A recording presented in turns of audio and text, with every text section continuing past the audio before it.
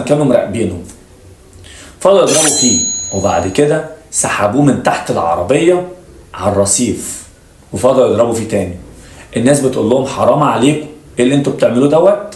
قالوا لهم اللي مش عاجبه واللي هيسلك هيتحط مكانه جنب منه، هيموت زيه. وهم ما كانوش بيهزروا، يعني مش ضرب وخلاص، لا ده ضرب ضرب، لدرجة ان هم عملوا له بتر في دراعه، ومش كده وبس، وفقعوا له عينه. وبعد كده ادوا الصياد دوت، شالوا على كتفه واتصوروا معاه ان هم خلاص كده قتلوه. وبعد كده راحوا عند البيت عند اهله وقالوا لهم ان احنا قتلنا ابنكم، وبقى في تهديد اللي مش عاجبه ينزل ورنا نفسه. ومش كده وبس، ده نزلوا كمان الستوريهات وكتبوا عليها سهلة وبسيطة، ونزلوا صورة طبعا